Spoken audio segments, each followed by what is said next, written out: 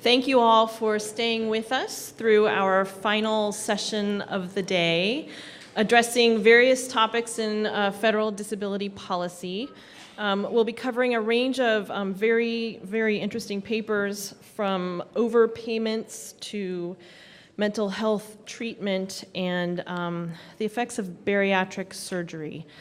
So I think this promises to be a very interesting session. Our first paper on work-related overpayments to SSDI beneficiaries will be presented by Denise Hoffman, who's a senior researcher at Mathematica and who also works currently on the Benefit Offset National Demonstration Project and is beginning work on the Promoting Opportunity Demonstration Projects, among many other activities. Her discussant will be John Kregel, who's a professor of disability policy at Virginia Commonwealth University and research director at the VCU Rehabilitation Research and Training Center. Denise.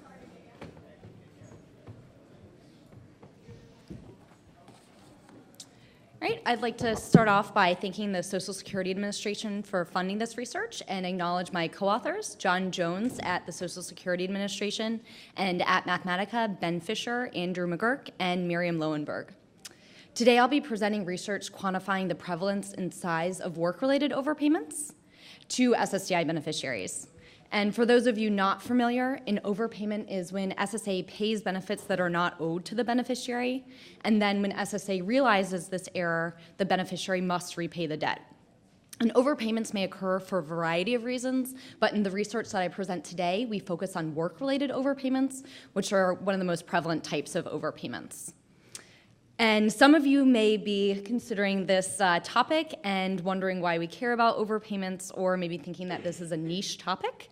But one compelling reason that we care about work-related overpayments is because we care about work. And what I plan to show in this presentation is that work and overpayments are closely tied. As many people in this room know, employment has many potential benefits. For the beneficiary, work may lead to an improved financial status and greater self-esteem, among other benefits. Work may also help with the solvency of the SSA trust fund. SSA previously estimated that if 0.5% of beneficiaries entered employment, that it would save the trust fund almost $4 billion. The good news is that almost 30% of SSDI beneficiaries report having work-related goals and expectations, and some beneficiaries, almost 2% in a given year, work at substantial levels. So, what happens to those who work? The SSDI definition of disability is based on inability to engage in SGA, and those who do engage in SGA ultimately lose their entitlement to benefits. Beneficiaries are allowed to test work through a 9-month trial work period and a 3-month grace period, but after that point, engagement in SGA leads to suspension or termination of benefits. SSA conducts what's called a work CDR to document work activity and determine beneficiary eligibility for continued benefit receipt. But if SSA does not adjust benefits timely, the beneficiary will be overpaid and generally must repay the debt. How might this happen? Well, in order for SSA to document work activity, they must be aware of it. Beneficiaries are required to report earnings to SSA, but in practice, the minority of working beneficiaries report earnings timely. Once SSA learns of the work activity, either from beneficiary self-reports or from another source, which is typically reviews of IRS data on annual earnings, SSA must process that information as part of the work CDR, and this process may be delayed. During these periods, if beneficiaries continue to engage in SGA, they'll accrue overpayments. And overpayments may be problematic from the perspective of SSA and the beneficiary. First, overpayments are a source of inefficiency for SSA. Between 2010 and 2015, there was an average of over $800 million in work-related overpayments each year. And although this represents less than 1% of all SSDI benefit payments, it falls short of SSA's own payment accuracy targets. There are also administrative costs to overpayments. SSA estimates that it costs 7 cents for every $1 in overpayments recovered, and not all overpayments are recovered. A previous SSA study tracked repayments of overpayments over a 10-year period starting in 2004 and found that 53% were repaid a decade later. Overpayments are also a sore point for beneficiaries. Qualitative interviews with beneficiaries and benefit counselors revealed negative reactions to overpayments. For example, one beneficiary said she felt like she was being punished for work. There are also reports of beneficiaries who decrease earnings following an overpayment, and it's not clear whether beneficiaries do this because of the overpayment itself or because they realize that they've used the trial work period and grace period and that from this point forward, engagement in SGA leads to benefit suspense. The same studies mentioned on the previous slides also each include a report of a beneficiary who increased earnings following overpayment. And one of those beneficiaries explained that he needed to work more to help pay his SSA debt and meet his other financial obligations. Another potential to mention is that a beneficiary may view an overpayment as an interest-free loan because beneficiaries do not have to pay interest on their debt to SSA. Of course, this is possible, but it would require beneficiaries to be knowledgeable about SSA rules, procedures, and timing, so this is seemingly rare. Although we know the aggregate sum of overpayment debt, SSA doesn't have readily available beneficiary level measures on work-related overpayments. SSA monitors overpayments for accounting purposes using the ROAR database, but this database isn't designed for research and rarely has information on when the overpayment itself occurred. Instead, several studies have produced beneficiary level statistics using wage data, which doesn't account for use of SSA work incentives like the trial work period and grace period, or case reviews, which generally have small sample sizes. For example, 2 OIG studies recently used case reviews and produced varying estimates. For example, among beneficiaries who could potentially have had a work-related overpayments, those papers found that the prevalence of work-related overpayment ranged from 63 to 92%. To improve on available estimates, we use a representative 10% sample of SSDI beneficiaries to estimate the prevalence, size, and duration of overpayment. And we also describe the characteristics of beneficiaries who received overpayments. We do this using an SSA administrative database called the Disabled Beneficiary Independence, or DBAD file, from March 2016. And for those of you who are familiar with SSA administrative data, this is a snapshot from the MBR. Our algorithm identifies months in which benefits were paid but should not have been paid because of engagement in SGA after the trial work period and grace period. So we developed this algorithm, and SSA was kind enough to help us vet it by conducting case reviews. We selected 30 cases, 10 that we had identified with an overpayment, 10 without an overpayment and 20 with an overpayment. And the case reviews showed that we correctly classified the cases as having or not having an overpayment. And our estimate of the aggregate size of the overpayment among the 20 cases that were overpaid was within 0.3% of the corresponding SSA estimate. So this gives us some confidence in our algorithm. Our analysis sample includes primary SSDI beneficiaries. There are some beneficiaries who are concurrently entitled to SSI, but we focus and look at only SSDI overpayments. We also required that beneficiaries be in current pay status or temporary benefit suspension in January 2010, which was the start of our analysis period, and also at that point in time that they were under age 59, so that they're under age 62 at the end of our analysis period and hence not yet eligible for early retirement. We also excluded any beneficiaries who were participating in a benefit offset demonstration, which would necessitate a different algorithm. And our final analysis sample had nearly 500,000 beneficiaries. As I briefly mentioned, our algorithm identifies overpayments that occur when benefits were paid despite a beneficiary not being entitled to benefits because of engagement in SGA. And again, for those of you who are somewhat familiar with administrative data, the general idea of what we did is we looked for beneficiaries who had benefits that were suspended or terminated due to work in the most recent SSA data. So based on the most recent information of earnings that SSA had collected, and then we looked back at a historical snapshot to understand what SSA knew at the time, and we found beneficiaries who were paid benefits. So based on the current information, or the most recent information, we know that they shouldn't have gotten that benefit, but we can see that the benefits were actually dispersed to the beneficiary.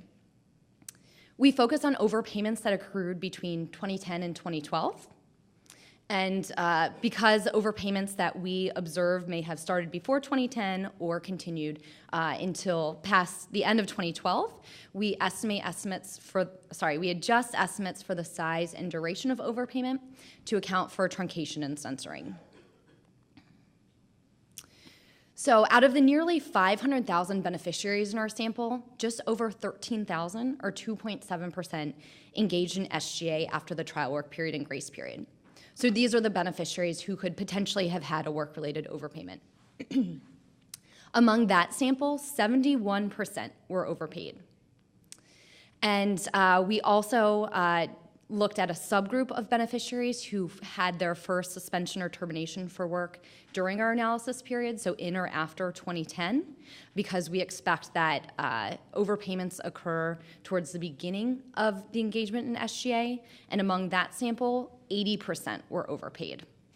So this indicates that overpayments are the norm for beneficiaries with substantial work activity. The median overpayment accrued for a period of 9 months, and some overpayments were shorter, just 1 month, while others went on to exceed 2 years. And just a reminder that this does account for censoring and truncation. The median overpayment amount was $9,282. And as with duration, there was also a range of overpayment amounts. Some beneficiaries were overpaid less than $1,000, while others were overpaid more than $30,000. And to help put these numbers in context, let's consider a beneficiary who was overpaid $9,000 over the course of 9 months, so about the median of what we observe here. So that's an overpayment of about $1,000 each month. And if we think of a beneficiary who earned $1,500 in each of those months, the beneficiary was overpaid and owes back to SSA 40% of his income for that period.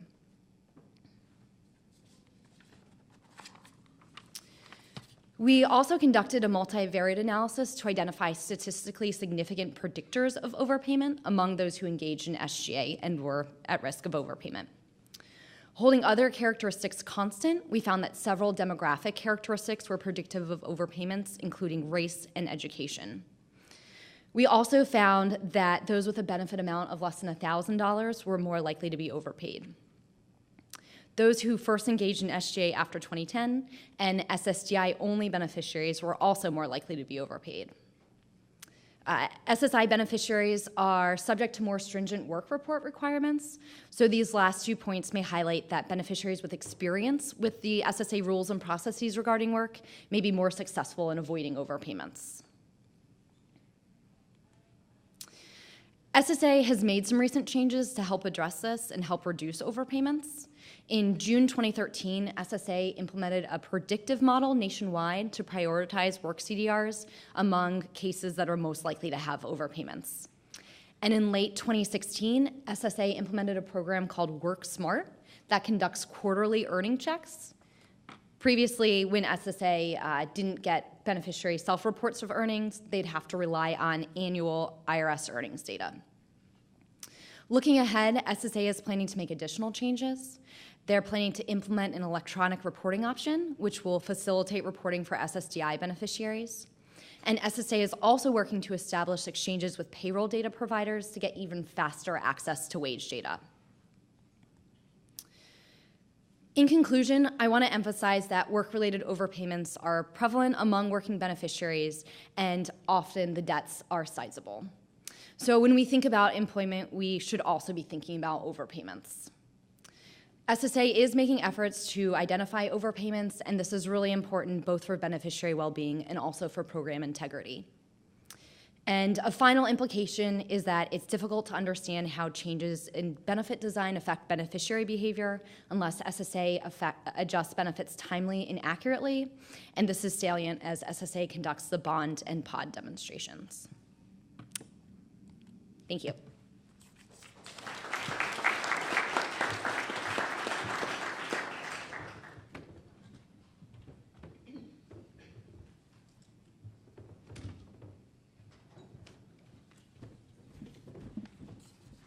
Good afternoon, everybody. I'd like to thank Yoni and Dave Stapleton and everybody at Mathematica and the DRC for inviting me to participate this afternoon. I'm grateful to have this opportunity. This, I think, is my third DRC annual meeting, and I continue to find that they put the best stuff on at the end of the day.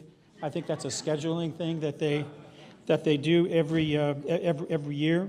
I'd like to congratulate Dr. Hoffman and her co-authors on this outstanding paper.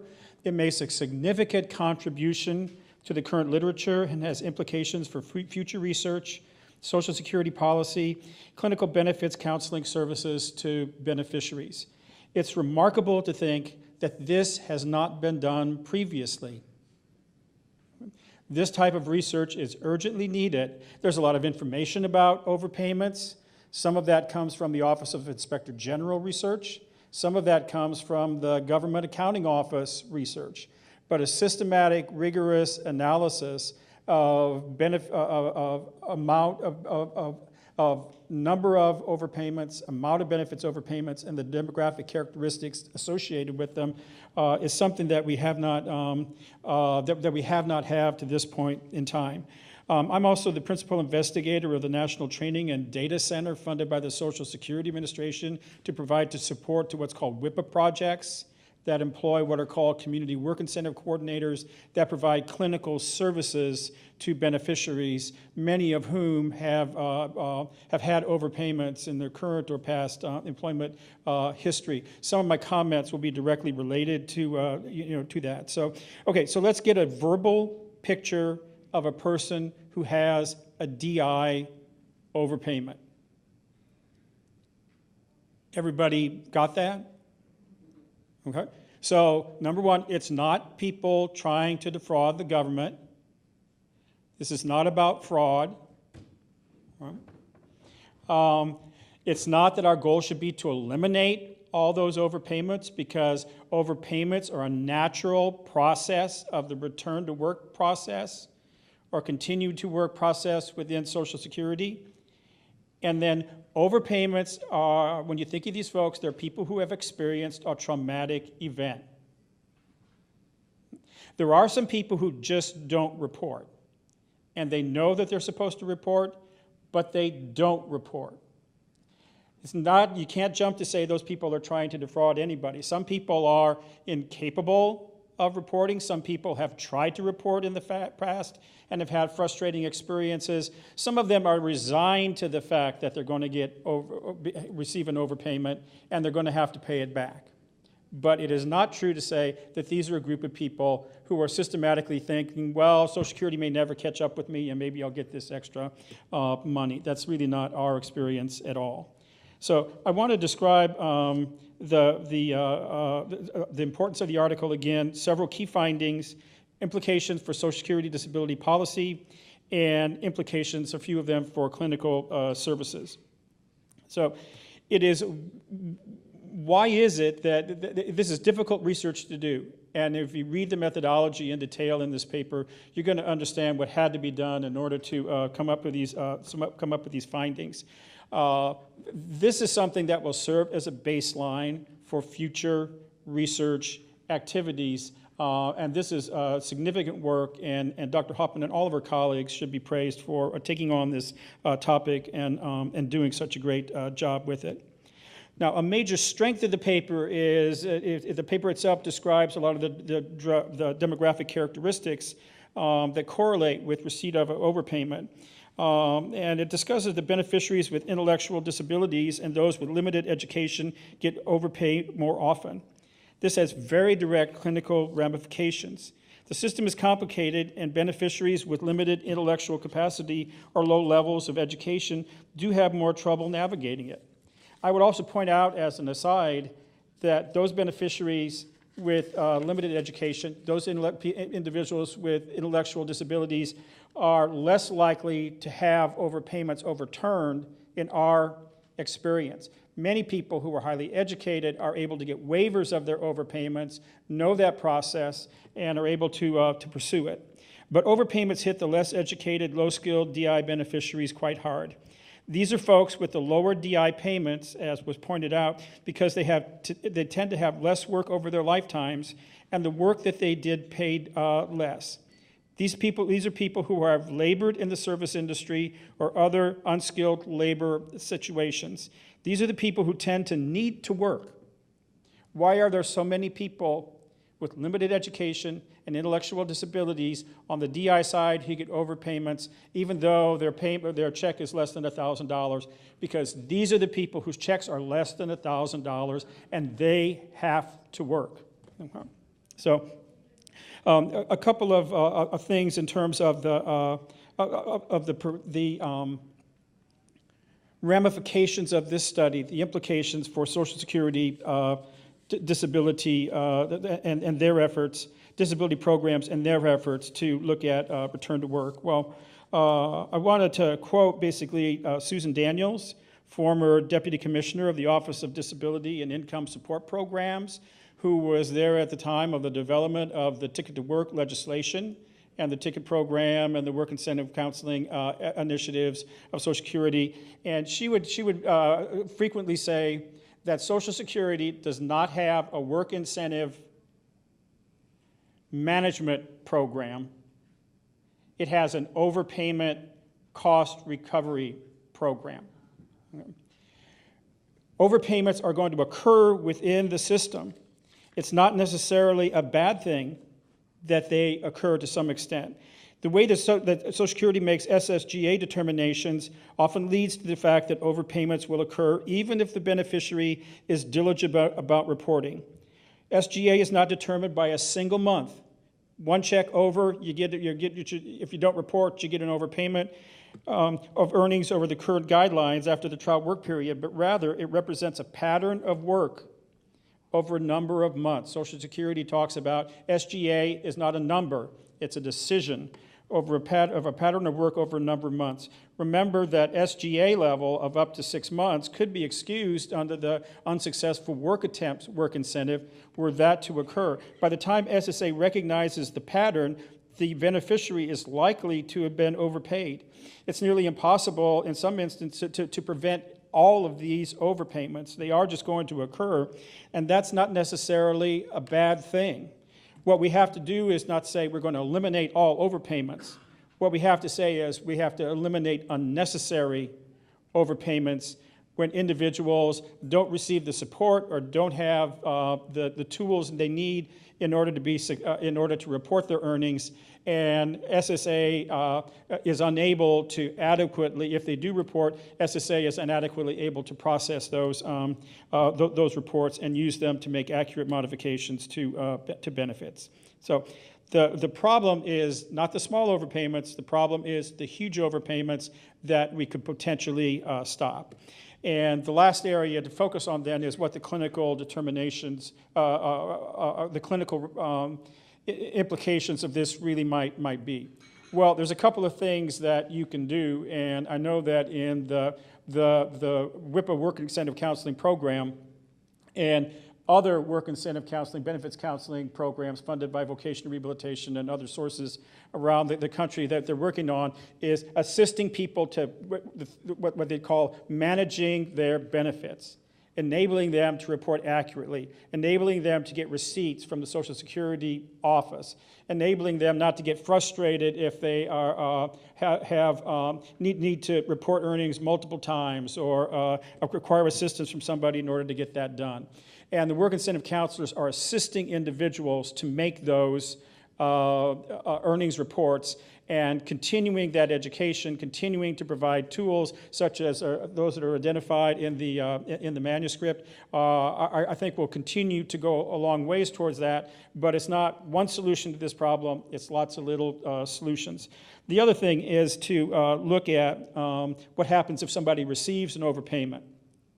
And there's lots of things that a work incentive counselor can do to assist in that regard, specifically to verify that the information on prior work activity is accurate.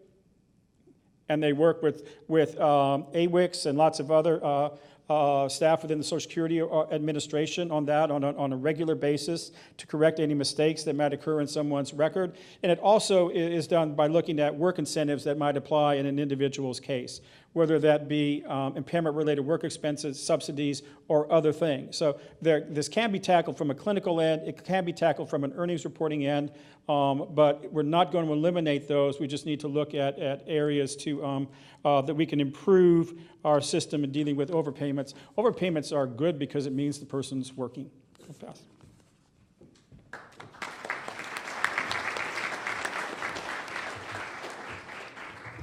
Thank you. Our next paper is on results from a long-term follow-up of the mental health treatment study. The presenter is Julia Blyler, who's a health researcher at Mathematica, where she also co-directs the Mathematica DRC's Summer Experiential Learning Fellowship Program. Julia. Oh, I forgot to tell you who the discussant will be. Kim Mueser will be discussing this paper. He's a clinical psychologist and researcher at the Center for Psychiatric Rehabilitation and a professor in the departments of occupational therapy, psychological and brain sciences, and psychiatry at Boston University. Julia.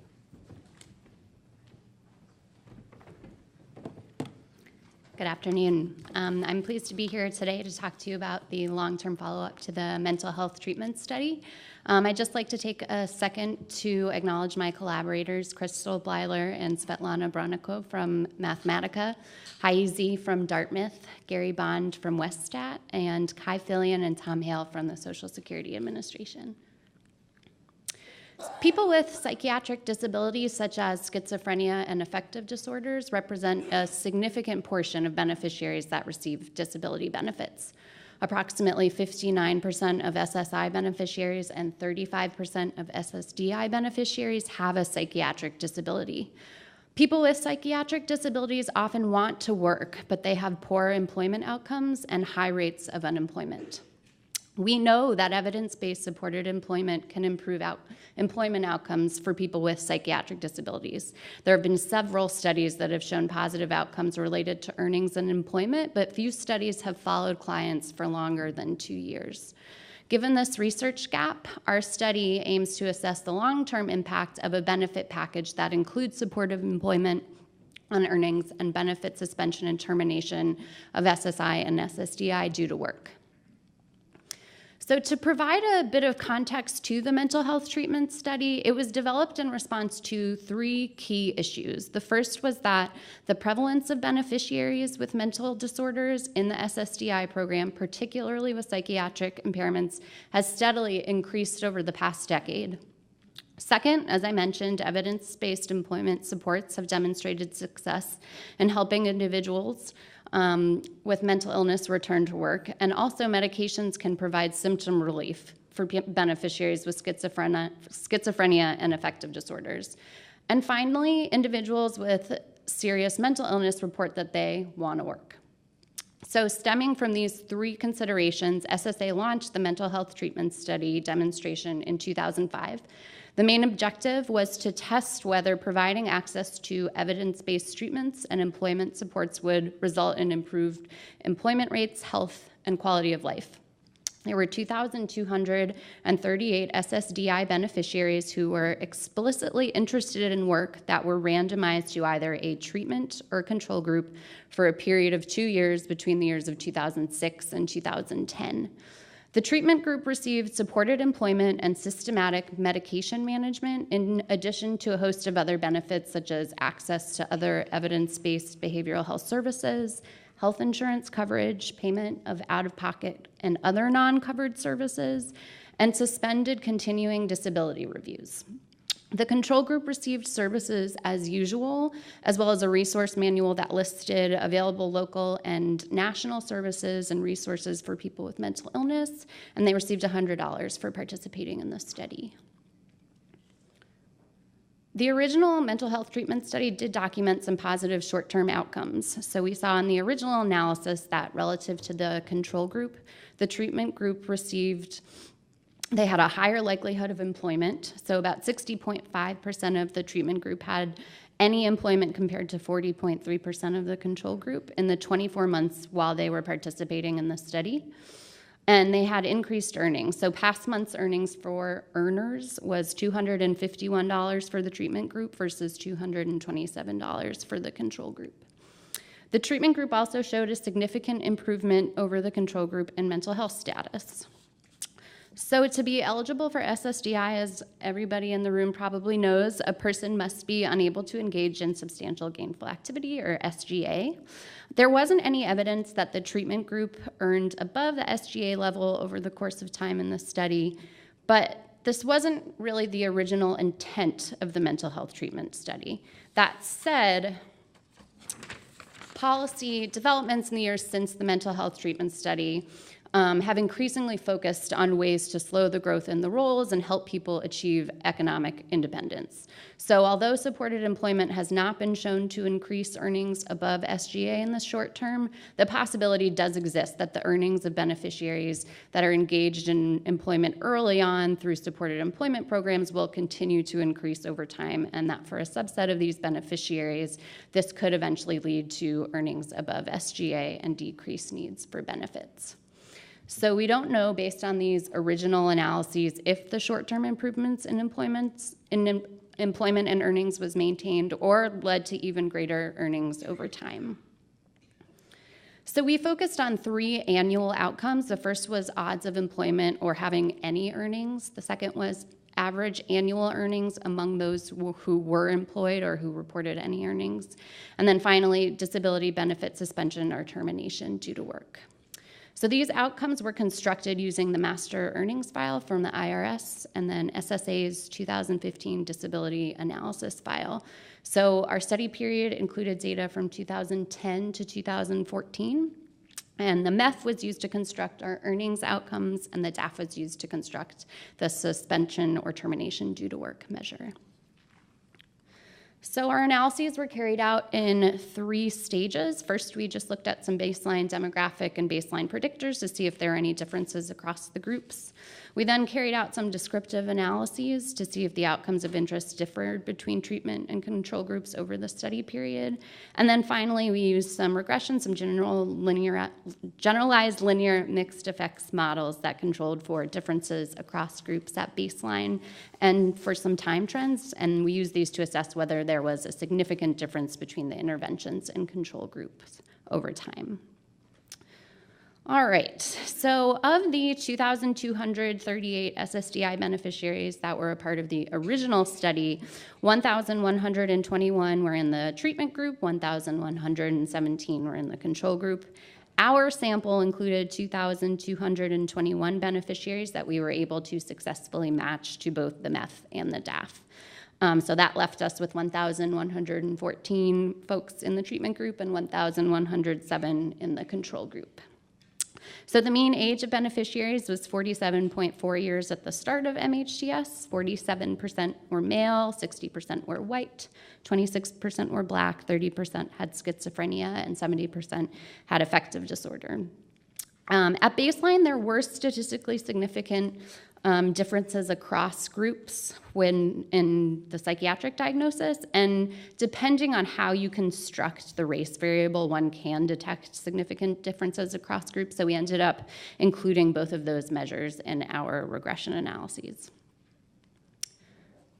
All right, so this table presents a descriptive analysis of our main outcomes. So we conducted additional descriptive analyses of additional outcomes that are not presented here. You'll see here, though, that when looking at the unadjusted outcomes, the treatment group was significantly more likely to be employed or reporting any earnings during the follow-up period. We didn't see significant differences across groups in the average total earnings during the follow-up period for those that were employed, nor in the likelihood of having at least 1 month of benefits suspended or terminated due to work. That said, you'll see here that there is a $3,810 difference in earnings for earners, and this is potentially pretty meaningful, even though it is not statistically significant. You'll also see the share of the people with at least 1 month of disability benefits suspended or terminated due to work is pretty high for both groups, even though it's not different across groups.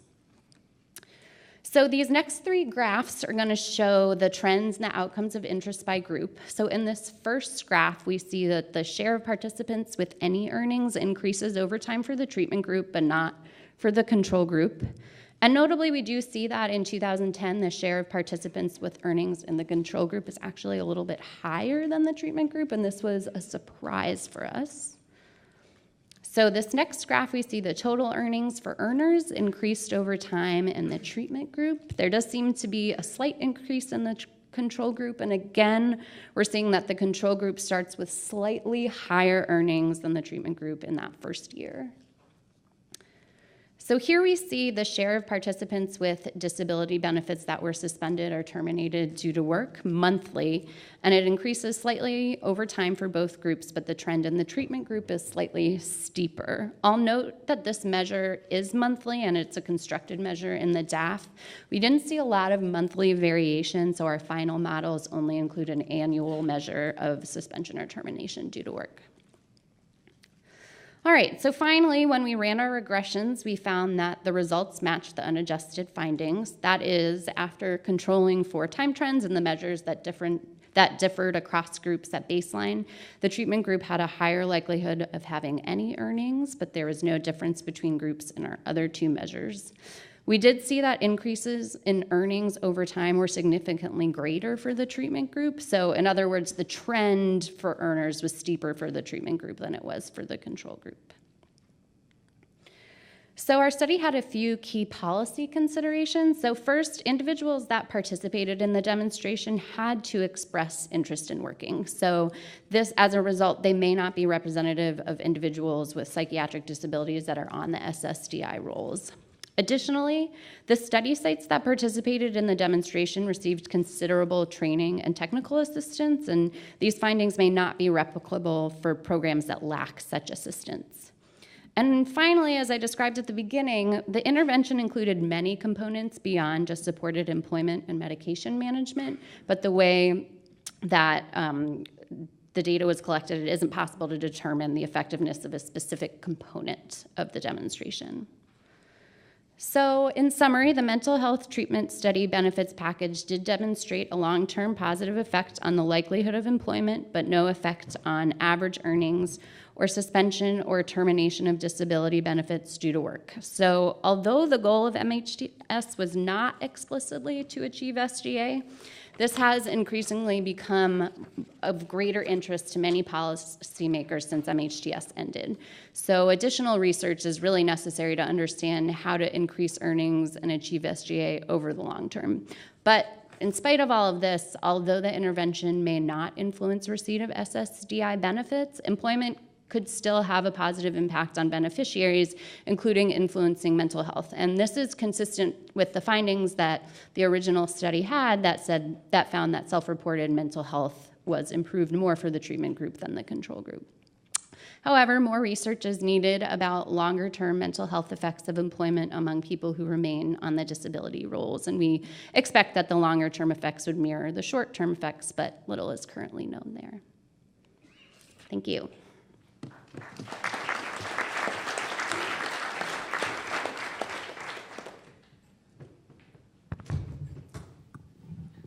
Hi, can people hear me? Sorry. I want to thank you for this great presentation and paper, and also extend appreciation to folks at Mathematica for inviting me to comment on this important study. As a brief overview, what I'm going to do is briefly describe what was found, first in the original mental health treatment study, and then in the long-term follow-up.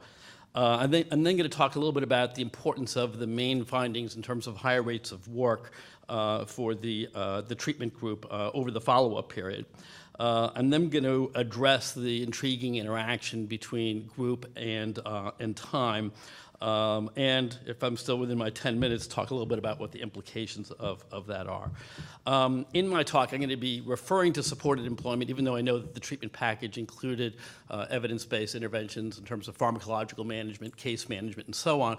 But I'm doing that because there's over 20 randomized controlled trials showing that the model of supported employment studied in the mental health treatment study is more effective than any other vocational model at improving competitive work outcomes in people with severe severe mental illness, and there's really no other model that even has more than one RCT. So the work effects that we're seeing here are in all likelihood due to IPS-supported employment. Okay, so what did the original mental health treatment study find? In the overall sample, the supported employment group had higher rates of work than the treatment as usual group.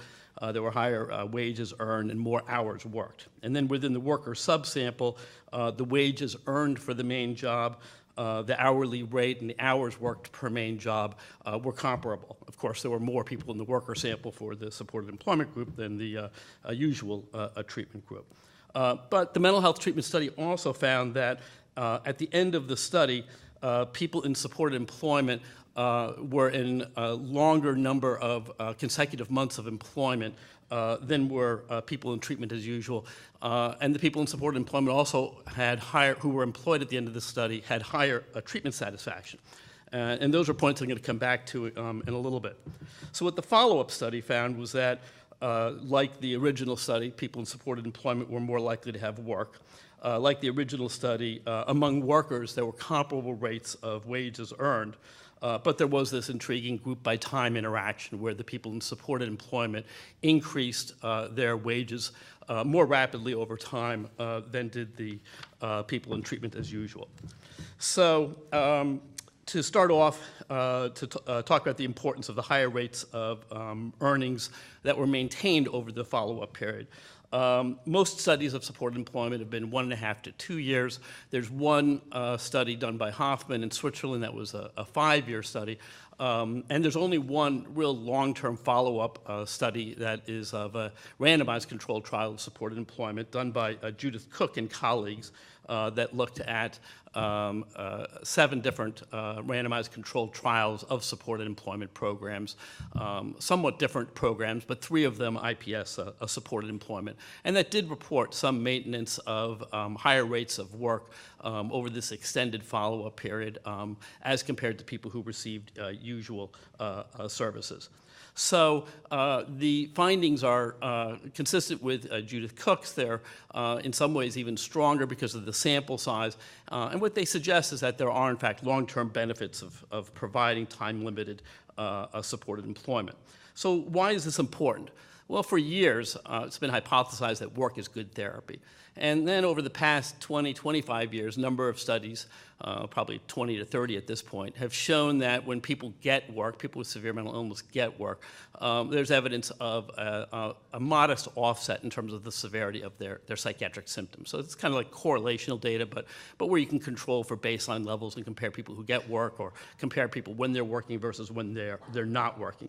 But only more recently has there been data from randomized controlled trials suggesting clinical benefits of work. The Burns study, which was a multi-site study done in Europe comparing supported employment with usual vocational services, in addition to finding higher rates of work, did report lower rates of psychiatric hospitalization for the people who were randomized to the supported employment group. And then even more recently, the Hoffman 5-year outcome study. This is a study done in Switzerland. Everybody in it had schizophrenia, and they were randomized to supported employment versus usual vocational services. And the randomization was maintained for 5 years. So that really, to this day, exists as the longest duration during which supported employment has been found.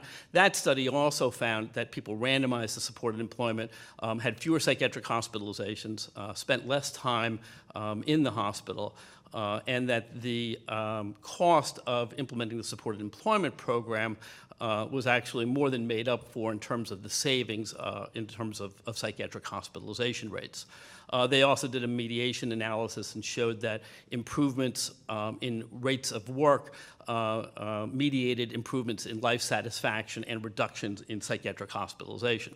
So there is some evidence, if you look at it in the long term, that in fact helping people get to work may well be clinically beneficial, may reduce likelihood of costly inpatient psychiatric treatment. This is aside from the fact that it's been well established for a long time that there's a decrease in use of outpatient psychiatric services when people get work. So while I realize this is maybe be outside of the purview or potentially interest of Social Security. If we try to look at it in terms of the big picture, we are potentially reducing the highest ticket item in terms of type of psychiatric care inpatient treatment. So work may be clinically beneficial, and that's why it's important that these effects are maintained. So now let's talk about the effect, this interaction effect between the treatment group and a greater rate of wages earned over time. There is some debate in the literature, but most of the research on supported employment indicates that when you compare people in supported employment who get jobs with people not in supported employment who get jobs, the characteristics of those jobs, the wages that people are paid, the amount that they work on those jobs usually is not different across different studies. However, what is different is the tenure, the average amount of time that people stay on the jobs. And so I kind of looked into it a little bit myself. There was a meta-analysis done by Campbell in 2011 that only had 4 RCTs. In their little meta-analysis, they came up with an average rate of 17 weeks for supported employment versus 4.5 weeks. This is average job tenure for the comparison vocational interventions, and that was an effect size of 0.74. I did my own tally of 10 RCTs that I could find, and in my tally, there were 19.3 weeks was the average duration of job tenure for supported employment, compared to 10.2 weeks in the comparison vocational program. And if you look at that Hoffman study, the one from Switzerland that I mentioned, where you have more of a 5-year follow-up period, the difference was 104 weeks of average job tenure for supported employment versus 35.5 weeks. And it's worth noting that most of these estimates are underestimates because they're censored by their usually 2-year data collection, so they're probably shorter than they really are. Well, so what's the relevance of job tenure to understanding this effect? It's well known that the longer people stay in a particular job, the more rapidly wages grow. And in fact, temporary jobs have a kind of a bonus increase. There's estimates of a bonus increase in the rate of pay temporary jobs pay as compared to non-temporary jobs in order to attract workers into those jobs.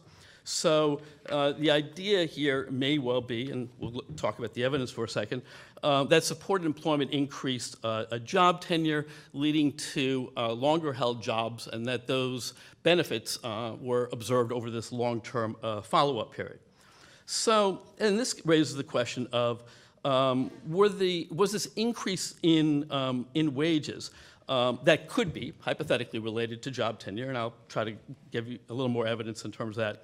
Could that be explained by the jobs that people had at the end of the treatment period, or is there some characteristic of supported employment that is leading people to be able to get jobs that they hold longer than people in comparison interventions? And I would hypothesize that it's the former, for one practical reason, that supported employment is very much of a seat-of-the-pants approach. You're not really trying to do a lot of skills training and things. You're trying to provide practical supports to help people get into jobs. You're trying to help them get into jobs that match their areas of interest. And in fact, there's research in one study that I did showing that if you get people in jobs that match their area of interest versus that don't, you have significantly longer job tenures. People stay in jobs that they want to be in longer. And so supported employment puts a premium on trying to facilitate that job match. We also know that in supported employment programs, there's a subgroup of people that whenever they get a job, they're basically working until the end of the study. And so that raises the question of whether this increase in benefits or in wages that we see over time might be entirely or mostly driven by a higher percentage of people in supported employment working at the end of the study. And so that's where we come back to this interesting effect, that at the end of the mental health treatment study, there was, in fact, an effect for people in supported employment who were working at the end of the study to have worked more consecutive months than the people in usual services. So there was longer job tenure already at the end of the 2-year period of the mental health treatment study. And then the second thing is the satisfaction finding. People who were working, if you just compare the people who were working at the end of the study, people in supported employment were more satisfied with their jobs than were people who were working in the treatment as usual. So I would say this kind of adds up in terms of building a case for job tenure as potentially explaining greater job tenure in supported employment and attention to matching people in terms of job interests and so on to their jobs, potentially is explaining this increase in wages. And so if I then go and just kind of wrap it up a little bit and talk very briefly about future directions, I'll get over this soon. I think the important thing is that getting people back to work really is important. We haven't even talked about things in terms of like self-esteem and so on, but we know that it does have modest beneficial effects in terms of the course of the psychiatric illness. We have mounting evidence indicating that it actually may be protective factors. There's even one secondary analysis from the mental health treatment study that shows that when people got jobs in the mental health treatment study, they were less likely to be hospitalized. That's kind of a within a group analysis. And so I think it's important to look at what the mental health treatment study shows us, and what this follow-up analysis shows us is that helping people get into jobs often has long-term major effects in terms of helping them stay in those jobs.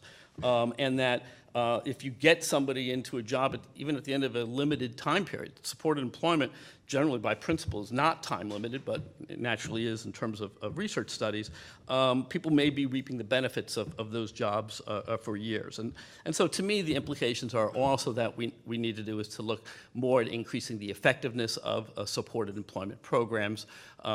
So far, quite a few different things have been looked at in terms of that. There's been social skills training, motivational interviewing.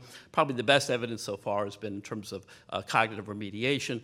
And so I think that there's the potential to do more to increase the effectiveness of supported employment programs by, for some people, potentially combining with cognitive remediation.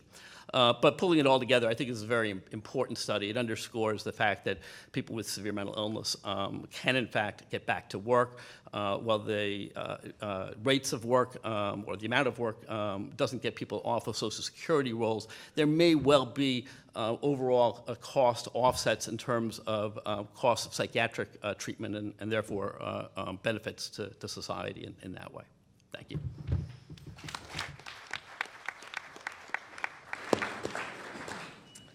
All right, our last paper is on medical recovery after bariatric surgery, and our speaker is Lauren Hersch Nicholas. She's a health economist and faculty member at Johns Hopkins School of Public Health.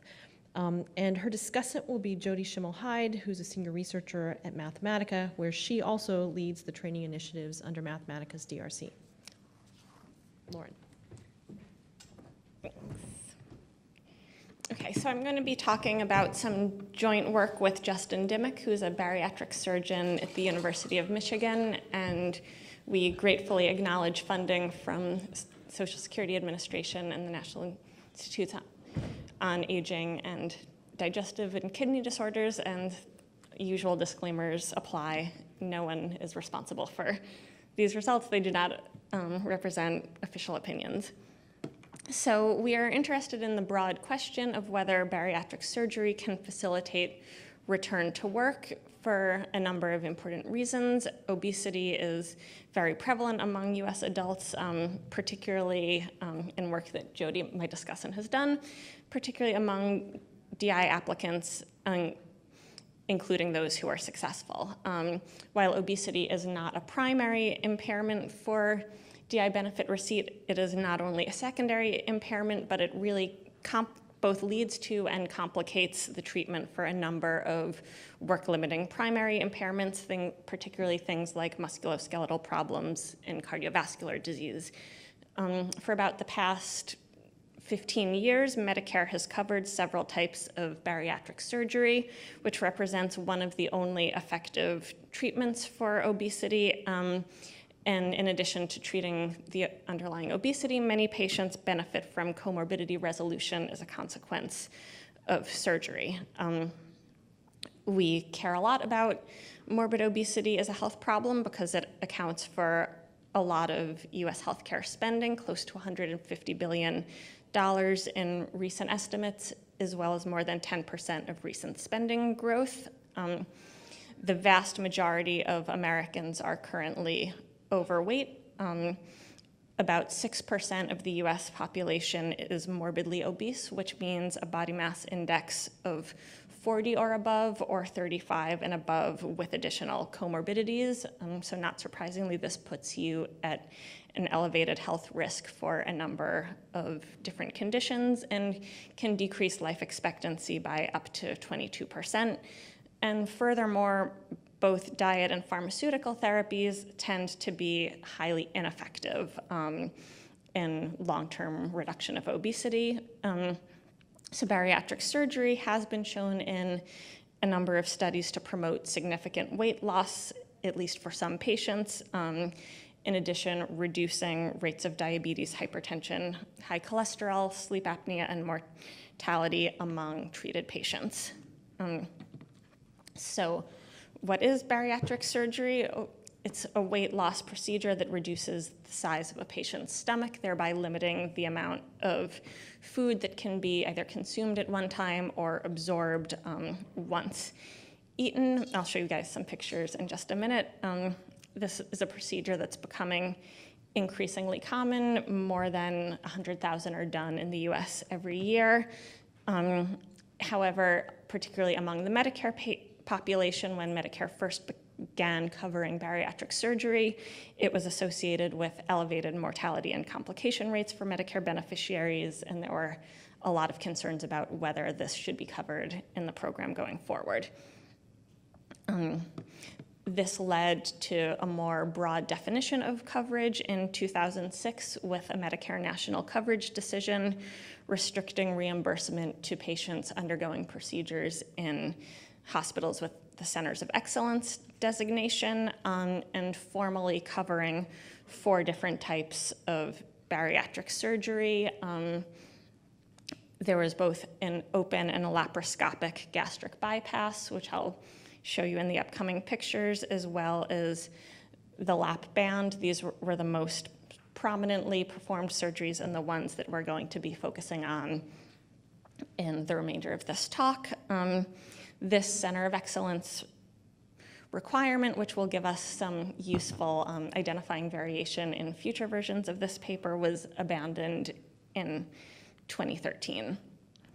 So what happens in the 2 procedures that we're focusing on, you can probably tell from wherever you're sitting that one of these looks a lot more complicated than the other. The gastric banding procedure is the more simple of the 2.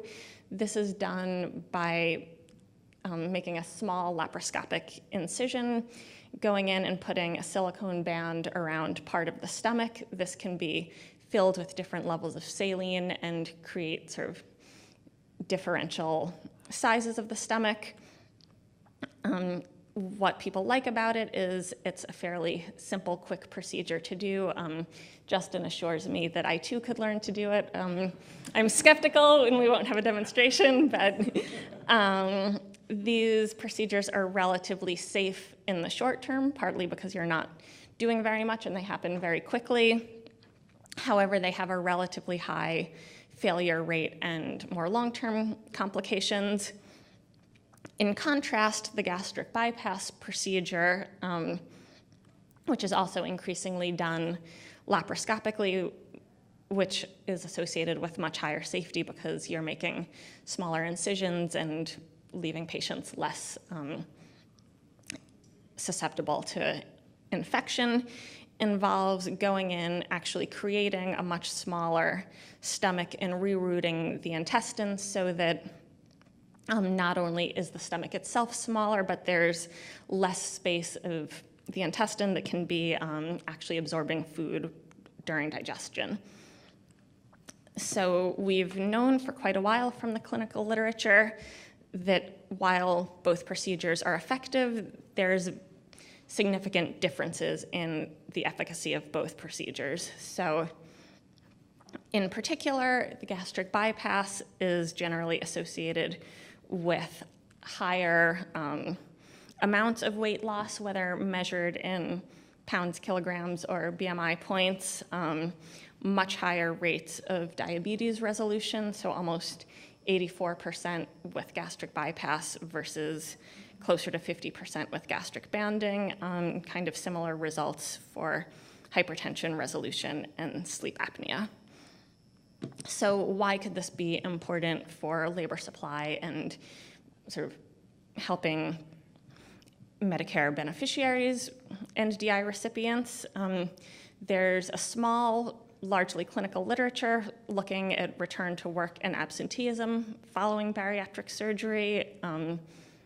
While some of these findings are mixed, there's a small number of sort of very promising studies showing, for example, a 32% more patients working for pay, increases in weekly hours, sort of declines in use of public assistance, although it's important to note that these surveys are based on very small samples, frequently take place only in a single institution or outside of the US, and have kind of limited follow-up data. So part of this is because there aren't a lot of great data sets in the US that allow us to study the relationships between specific medical treatments and work outcomes.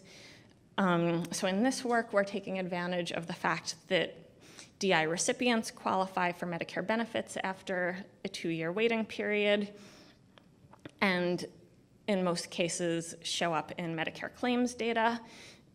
In addition, if a Medicare beneficiary has access to health insurance through an employer-sponsored plan, either through their own work efforts or through a spouse's coverage, Medicare serves as the secondary payer, and because Medicare claims are collected for billing, there are codes that indicate this and allow us to create a measure of our assumed work activity based on access to employer-provided health insurance. So we're looking at whether patients move from having Medicare as a primary payer, indicating that they do not have access to employer-provided health insurance, to secondary payer status. So in the first best state of the world, they would explicitly tell us whether your coverage is because you're a working disabled beneficiary or because your insurance is due to a spouse. Unfortunately, these variables are partially lumped together because the bill paying results are the same depending on how you get insurance. But what we're going to be showing you results on is a cohort of DI recipients receiving bariatric surgery and Medicare between 2006 and 2010.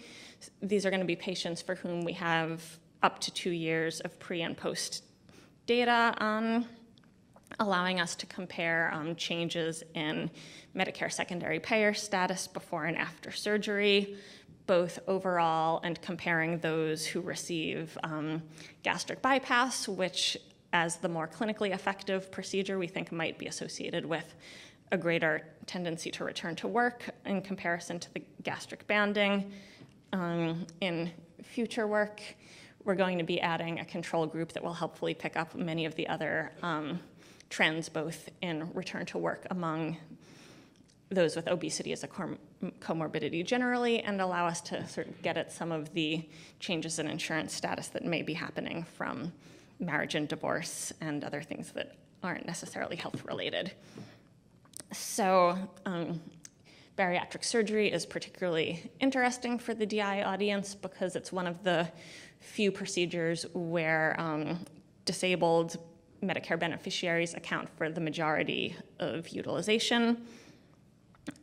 So as you can see from this table, only a minority of Medicare beneficiaries have Medicare as a secondary payer at the time of surgery, and these, both among the elderly and disabled recipients, there's a very high comorbidity burden, right? So in addition to having morbid obesity, relatively high rates of depression, diabetes, hypertension, and lung disease. You also want to note that on average, the DI recipients are about 49 years old, so potentially have quite a while that could be spent in the labor force after surgery. This is a predominantly female population, much more likely to be non-white than the overall Medicare beneficiary population. We see some differences in tendency to have Medicare as a primary versus secondary payer in the choice of surgery. So in particular, gastric bypass accounts for a larger share of procedures performed in the group that has Medicare as a secondary payer versus primary payer. When we look at changes in Medicare secondary payer status before and after bariatric surgery, and I will note my next slide is going to give you a lot of caveats, but I'll also start out. This conference is not super well timed relative to our data cleaning process, so there are a number of reasons to think that these results may change considerably after we both receive additional data and make some changes to this cohort. Importantly, this includes everyone following their first bariatric surgery, so we're kind of including both of those who have a successful first procedure and those who need several revisions. And you could imagine that those who have adverse surgical outcomes are going to be particularly unlikely to be able to return to work, particularly increase work effort to a high enough level that we would see them qualifying for employer-sponsored health insurance. So in this subset of our surgical cohort data, we actually find a 2.4% decline in having Medicare as a secondary payer following surgical intervention, although we see a higher magnitude of MSP status among those with gastric bypass relative to the lap band. There were no statistically significant differences by type of surgery. There were also no differences for men or women in this group. So to kind of recap where we are so far, we see significantly lower rates of employer-sponsored health insurance in the 2 years following bariatric surgery versus before. It's important to note that these results may change with addition of more recent years of surgery. So as bariatric surgery becomes more common, it's a much more safe and well-performed procedure. So these results from people whose surgery was in 2008 or before may not be highly representative of current trends, accounting for procedure quality and need for reoperation. And we're getting people who fall into our pre-post group, and we haven't yet been able to look at those who have surgery immediately after entering Medicare, and we may think that those are sort of the most motivated and most likely to return to work. Whereas if you've waited 2 years to qualify for Medicare and then another 2 years to have your surgery, this may be sort of the least likely to respond group. And I'll turn it over to Jody. Thanks.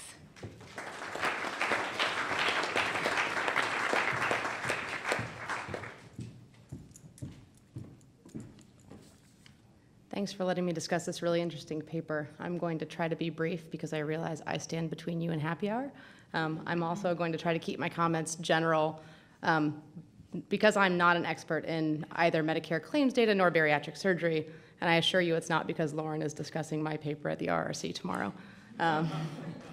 But I think this is a really important paper, and the authors took a really novel approach to look at this. Bariatric surgery, like Lauren noted, can lead to substantial weight loss and improvements in co-occurring conditions. At least my brief read of the literature says that there's sort of mixed evidence about the cost benefit of doing these procedures. That some studies find that in the short term, the cost of the procedures is offset by the subsequent savings on other comorbidities and other health care, but other studies seem to show that the long-term evidence is a little bit more mixed. And so I think looking at this is particularly important because if you find that individuals are able to return to work after they had these procedures. And for SSDI beneficiaries who return to work, there can be both savings in terms of benefits that are not paid out and also the tax revenue that comes from these people re-entering the labor market. So I think this really can take a global perspective of the cost-benefit analysis of these types of procedures. So I think I want to focus first with some questions, and this again may reflect my lack of understanding about the data, but I know as Lauren mentioned, they're sort of in their preliminary stages of looking at this, and so maybe these questions can help formulate how to make changes going forward. I think the first thing that I noticed, they found that there were declines in Medicare as a secondary payer after surgery. And what I really couldn't disentangle was this because Medicare was becoming the primary payer, because the person was getting coverage elsewhere, or because the person wasn't getting services. And I know if they don't have claims, I wasn't really sure how they appear in the data. And so to the extent these people ultimately don't return for procedures in the 2 years following Medicare, or following their surgery, is this really that Medicare is no longer the secondary payer, or is this that they're not receiving services? I suspect that's a fairly straightforward answer, but I wanted to make sure that over time, when you're following people, you sort of have the consistent group going forward. I think what I really struggled with, and I think Lauren knows this as well, is do these results really indicate changes in employment? I think one of the things that Lauren mentioned is that this could be coverage from one's spouse. This could also be coverage from one's own employer. And I think they make the case in their paper summary that in some ways this ultimately, if you believe that Medicare is the secondary payer, ultimately is resulting from changes in employment, even if it's not the beneficiary, but it's the spouse going back to work, that this could have important implications for the family on the whole. But I also wondered how the employer-sponsored plan that a person has would affect what you would see over time. I found myself reading documentation about how Medicare functions in secondary payer status, and it at least seemed to me that it would maybe potentially relate to the generosity of coverage that one has per procedure. So if you had an employer-sponsored plan that, say, didn't cover bariatric surgery but covered other procedures, it seemed like you may see changes over time that had more to do with the generosity of what the particular insurance plan covered on a procedure basis than it would with really significant shifts in what the person or their spouse was doing for employment. So I think trying to understand a little bit more, is this really picking up employment, would be particularly helpful. I think there actually is still really interesting information here, even if you can't directly relate it to employment, but I just wanted to think a little bit about the interpretation. Lauren mentioned in her talk that it is really difficult to do this because there isn't a singular data set that allows you to look at procedures along with outcomes for work, but I actually wondered whether there would be opportunities going forward, given that this may be a really important topic, to do something like linking Medicare claims data to the disability analysis file. Because there you would have monthly information about return to work, and if you could link it to the claims data, you would know precisely when the procedure happened and be able to follow beneficiaries for a really long period of time. And to the extent that, as she mentioned, we did find that disability beneficiaries have a much higher rate of obesity than the general working age population, even after you account for characteristics. This could be a really important question to think about the longer term trends of helping beneficiaries return to work. Sort of more generally about obesity among DI beneficiaries and what the implications of bariatric surgery could be for beneficiaries, I think it's important to note that not all beneficiaries who are obese based on SSA's standard would necessarily be eligible for bariatric surgery. SSA since 1999 has evaluated obesity on the basis of having a body mass index or BMI of above 30, and bariatric surgery often is limited to people whose BMI is much higher. Again, I found myself on websites looking up what insurance companies cover based on BMI, and it seemed to really vary. For Medicare, it's a BMI of 30 with at least one comorbidity such as diabetes, previously failed dieting attempts, and a psychological evaluation. So that's the Medicare standard, which right there differs from how SSA categorizes obesity. So it's not necessarily that all beneficiaries meeting SSA's definition would be eligible for these procedures.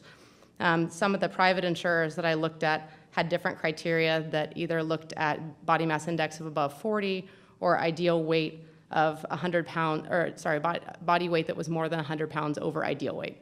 And so just to give you an example, somebody who is 5'7" would be considered obese using SSA standards at a weight of 192 pounds, but would not be considered severely obese with a BMI of 40 at 256 pounds. So there's a pretty big difference there between what might qualify as being obese when SSA examiners are making their determination than who would actually qualify for surgery. So that doesn't really change any of Lauren's interpretation, but I think it does when you're thinking about how effective could this be for beneficiaries. It really isn't the full population of beneficiaries that would be affected by this. Something else that struck me is, and Lauren mentioned this a little bit, is since 1999, SSA only examines obesity in the determination process to the extent that it exacerbates other conditions. So it used to be prior to 1999 that being obese alone could be sufficient to receive an award for DI, but since that time they've made it so that you have to have other co-occurring conditions, and the sum total of those conditions can make you receive an allowance, but obesity alone isn't enough. And so what struck me is that for beneficiaries, the possibility of having bariatric surgery and losing weight could be enough that they no longer would be eligible for benefits. You know, if you were obese and you had several other conditions and the surgery resulted in you losing sufficient weight that your comorbidities improved and you lost weight, you may find yourself in a position where you worry about benefit loss. And we know for a lot of beneficiaries who would still probably have at least some number of those other conditions, there may be a real fear of losing benefits when thinking about getting bariatric surgery. So not only would not all beneficiaries be able to do this, even those who may be able may not be willing to do that for the fear of loss of benefits. I think thinking a little bit about, even if you had the ideal data, you know, what would we expect to see in terms of return to work among SSDI beneficiaries? I mean, we know that returns to work are low in general, and it looked like in some of the literature that's looked more broadly, even there was some evidence that people returned to work, but it was like 30% after surgery returned to work. And so really, I wondered what share of beneficiaries we would think would be likely to go back to work. And more importantly, over what period of time would we really need to be thinking about that? So if you're thinking about a DI beneficiary having bariatric surgery, these people, as Lauren mentioned, left the labor force some time ago. They would have to go through the waiting period, get their Medicare coverage, have the surgery, lose a sufficient amount of weight till their condition improved to such a point that they would then decide to go back to work. And then if we were going to look at, you know, using insurance coverage, they would not only need to go back to work, they would need to find a job that had employer-sponsored coverage. And so there are a lot of hurdles to jump through to go from the point of being a DI beneficiary, having surgery, to really returning to work in the way that you would see changes in insurance status. And so I think really thinking about what the margin of this might be, and sort of, you know, I think ultimately when you get to your results, like a sensitivity analysis of like, do these results seem plausible in light of what we expect we would see based on other findings, I think would be really helpful. But thinking a little bit more broadly about what the policy implications of this would be. You know, say that it really looked like it was effective in helping beneficiaries who wanted to return to work and who are willing to accept the risks of these procedures. They certainly have gotten more safe, but they're not without risks. So say there were beneficiaries who wanted to have the surgery, what would the potential policy lever here be? And it certainly would not be to, you know, force beneficiaries to have this procedure. But one thing that would be potentially possible is during that 24-month waiting period, if there were beneficiaries who were in the waiting period and met all the criteria for having the surgery, it could be possible that potentially that surgery would be offered earlier than the 24-month waiting period, so that way there would be less time out of the labor force. You know, you wouldn't have to wait 24 months to get the procedure. You could have the procedure in that waiting period and potentially hasten your return to work. So that's one thing to think about. Overall, I'm really excited. I was really excited to be asked to discuss this, and I really look forward to seeing what you find in your paper. Thank you.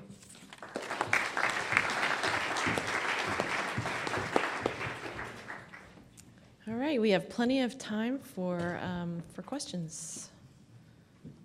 Okay, straight in the back. Yes. Hi, Marcia Katz from Montana. I want to both echo John Kregel's comments about the overpayment study being an important beginning on things, but I also, John, as you know, I really heartily appreciate your comments about people who get overpayments. Not having read the whole study, one of the things or several things that I don't know and which may or may not be important for further study are that not only do people typically not commit fraud in getting overpayments, but you know, if sometimes they are totally unavoidable. Somebody may not earn SGA until the very end of the month. You may not even know that you're going to earn that until the end of the month. And yet the benefit that you receive the next month is already in process. And so you're already overpaid because that benefit is for the month past, the month that you earned the SGA or over the SGA. Some of the overpayments also can occur because even though somebody reports their wages by what's required by the 10th of the next month, if that doesn't get entered into the computer in a timely fashion, then it also isn't going to affect the check in a timely fashion. And so you may have right off the top 2 months of overpayment through nobody's fault. So it would be nice to know, in terms of overpayments, which things what are the various causes of things. There are going to be some people who may not report because maybe they get a $1,500 Social Security disability payment and they might earn $1,200. So they might be losing $1,200 or $1,500 for $1,200 worth of earnings. And then if they also have dependents, a spouse and children receiving, they might be losing $3,000 a month in benefits for $1,200 of earnings. And that may also be contributing to some of those larger overpayment numbers that you were citing. Dr. Hoffman, they can add up very quickly because if you're supporting a family.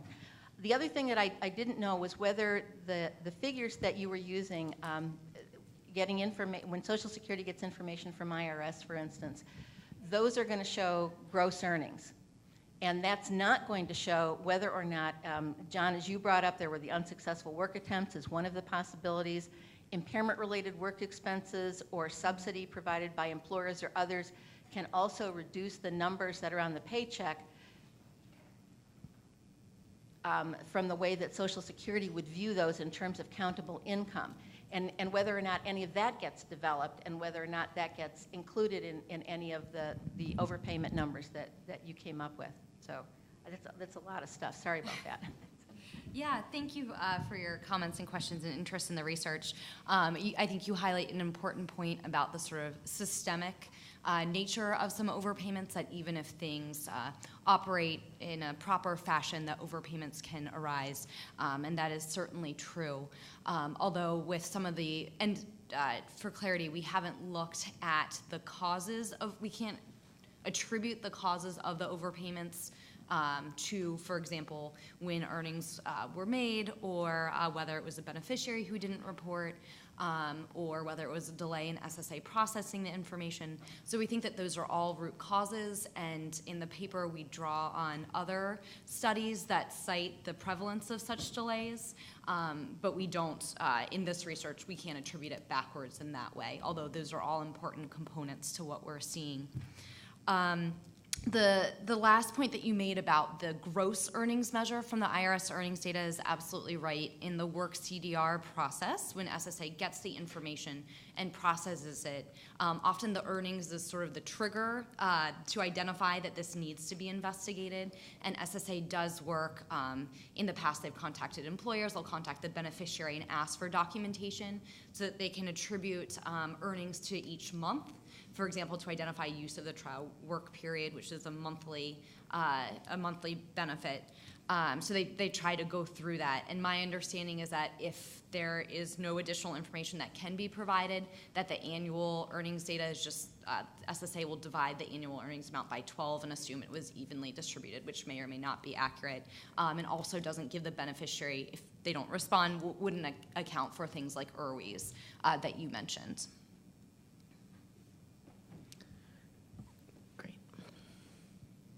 Hi, Stacy Cloyd from NOSCR. I also had a question about the first paper.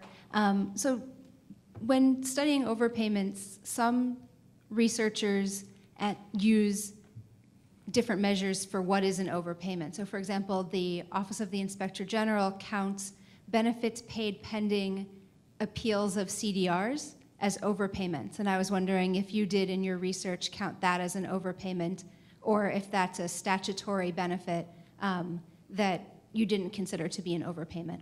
So we would consider overpayments that were later overturned or appealed to be overpayments.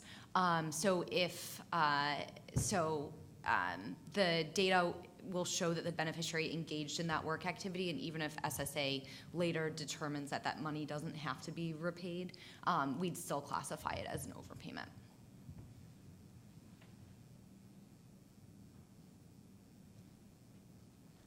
Dave.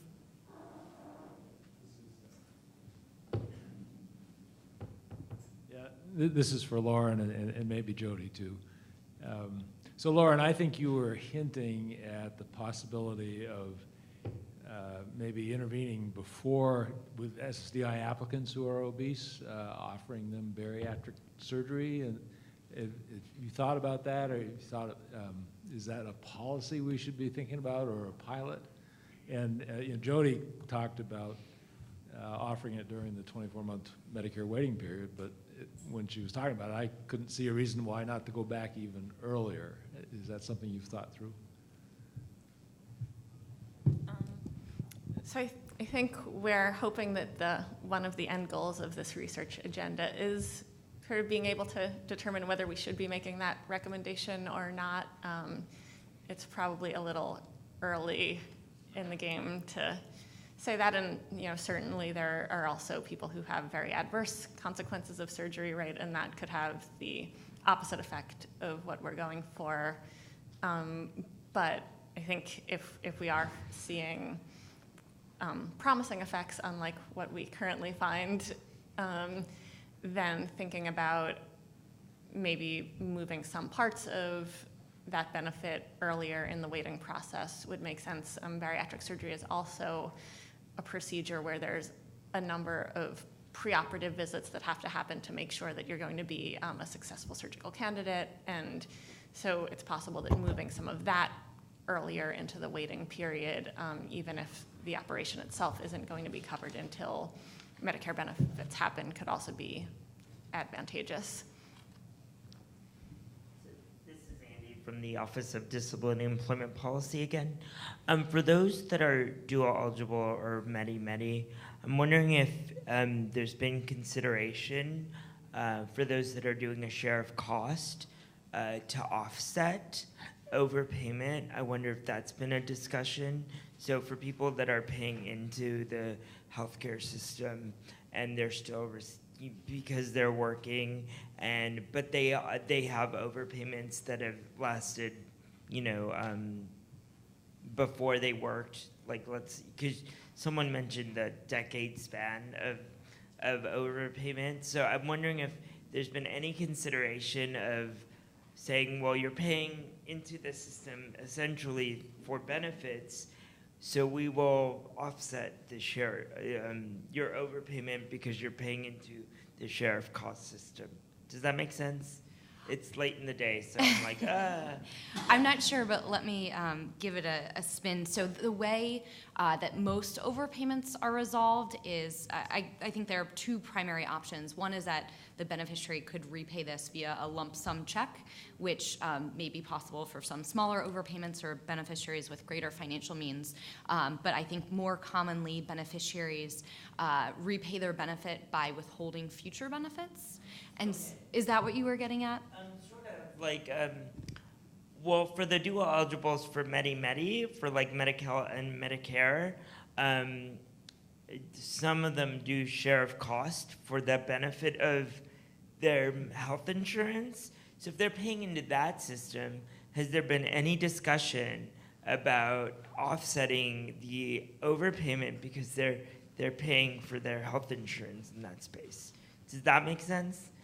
No, probably not. It sounds like John Kregel understands. It sounds like somebody understands. Okay. Yeah, that's a very interesting idea. As as Denise mentioned, basically coming from Social Security will ask you to pay it all back in one lump sum. Right. That's not reasonable for many individuals. So taking a portion of their of a person's check is a possibility. Taking a person's income tax refund is a possibility. When a person transitions into the retirement program, taking retirement benefits, this is all possibilities. What we've done in terms of our of looking at this qualitatively is we don't see overpayments being made out of being paid back out of future earnings, and I think that that's really the challenge because of the impact that has on people's decisions to continue to work or to go back to work. The other point that I wanted to just make was it's not, I don't believe that fraud on the part of beneficiaries is the primary cause of this, but I don't believe that